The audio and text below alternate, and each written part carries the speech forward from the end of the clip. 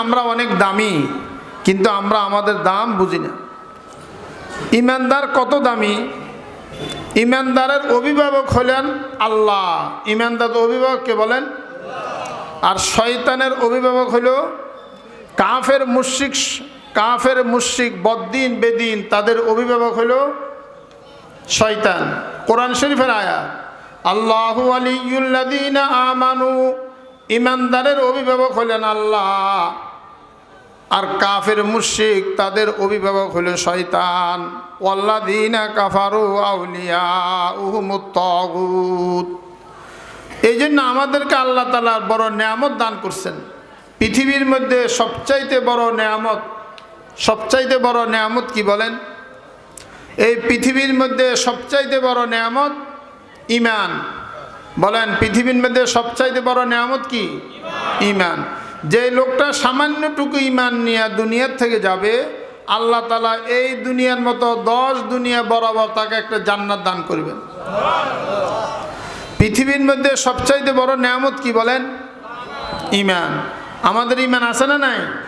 সকলের ঈমান আছে। তো আমরা যে ঈমানদার মুসলমান, আমার ছেলেকে আমার মেয়েকে এই ঈমানদার মুসলমানের পরিচয়, ঈমানদার মুসলমানের পরিচিতি, ঈমানদার মুসলমানের ঘরে যেহেতু জন্ম, যা কিছু করা দরকার এটা করা প্রত্যেকটা ঈমানদার মুসলমানের বাবার দায় দায়িত্ব। বাবার দায় দায়িত্ব কি? অনেকগুলি আছে, তার মধ্যে আমি সংক্ষেপে 4-5টা বলতেছি। বাবার দায় দায়িত্ব হলো, সর্বপ্রথম যেই বাবা এখন পর্যন্ত সে বাবা হয় নাই, এখন পর্যন্ত বিবাহ শাদী করে নাই, সর্বপ্রথম দায় দায়িত্ব হলো ওই বাবার তার সন্তানকে ভালো একটা মা উপহার দেওয়া। এটা বাবার দায়িত্ব। যে সমস্ত ভাইরা বিয়ে শাদী করেন, বিয়ে শাদী করার পূর্বে তোমার দায়িত্ব এমন একটি মেয়ে তুমি পছন্দ করো, যে মেয়েটা সৎ, যে মেয়েটা পর্দানিশিনী, যে মেয়েটা নামাজি, যে মেয়েটা কোরআন শরীফ পড়ে, এটা তোমার দায়িত্ব। এমন একটা মা তুমি তোমার সন্তানকে উপহার দিবা। তোমার সন্তান মা পেয়ে যাতে বুঝতে পারে, বলতে পারে মন থেকে খুশি হইয়া, আমি একটা ভালো মা আমার আব্বাজানের মাধ্যমে পেয়েছি। এটা বিবাহর আগে কেউ চিন্তাধারা করে? যে সমস্ত ভাইয়েরা বেনামাজি নারী বিবাহ করেন, যে সমস্ত ভাইয়েরা বেপরদা নারী বিবাহ করেন, যে সমস্ত বাবারা দাদারা যারা নাতিকে বিবাহর টাইমে শুধু সার্টিফিকেট দেখেন, সুন্দর দেখেন, মেয়ে নামাজিও না, পর্দা নিশিনিও না, সেই মেয়ে সত না, ঝগড়া ফাসাদ করে উলঙ্গ হয়ে বেড়া, সে সমস্ত দাদারা তার নাতির উপরে জুলুম করিয়ে গেছেন। ওই সমস্ত বাবারা বেপরদা নারী, বেহায়া নারী, বেনামাজি নারী যারা তার সন্তানকে মা হিসেবে উপহার দিলেন, ওই সমস্ত বাবারা আপনি সন্তানের উপরে জুলুম করলেন। কথা বুঝতে পারছেন? 1 নম্বর কি দায়িত্ব কি বাবার বলেন? কথা বলেন 1 নম্বর দায়িত্ব বাবার কি? ভালো মা তার সন্তানকে উপহার দেওয়া। 2 নম্বর দায়িত্ব হলো, বাবা যখন তোমার সন্তান দুনিয়ার মধ্যে আসে, এক কানে আজান আর এক কানে ইকামত দেওয়া, এটা তোমার দায়িত্ব, এটা সন্তানের পাওনা। তুমি যদি এই দায়িত্বটা যদি আদায় না করো, তুমি মনে ভাববা, তুমি বুঝবা তুমি তোমার সন্তানের উপরে জুলুম করলা।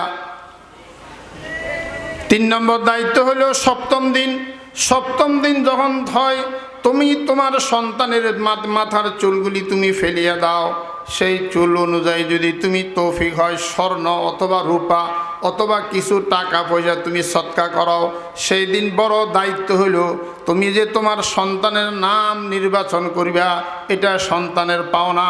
তুমি তোমার সন্তানের জন্য সুন্দর একটা নাম নির্বাচন করা, এটা তোমার সন্তানের পাওনা তোমার পক্ষ থেকে।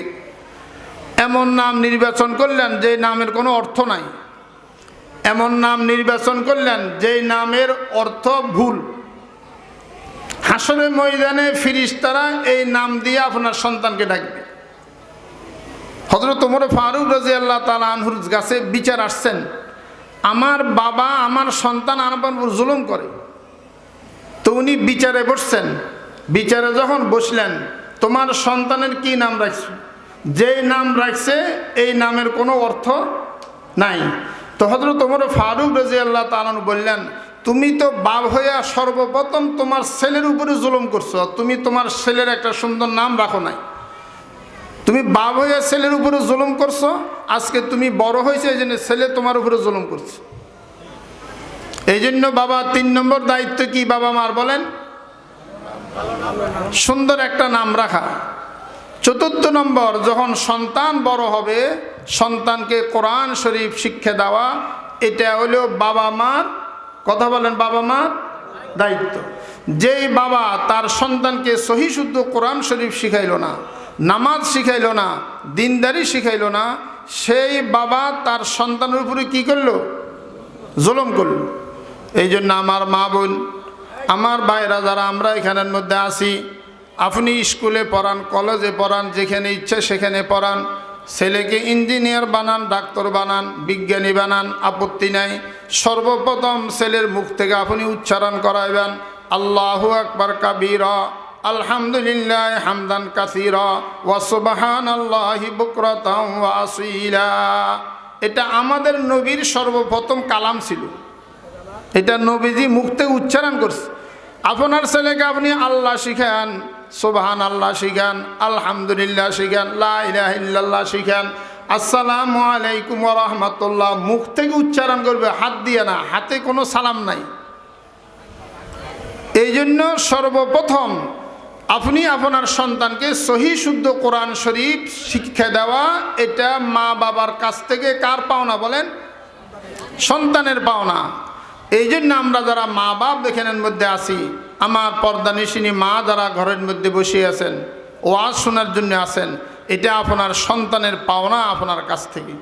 এই কাজগুলি আমরা ইনশাল্লাহ করার চেষ্টা করবো তো ইনশাআল্লাহ। কি বলেন? সকলের নিয়ত আছে তো ইনশাআল্লাহ?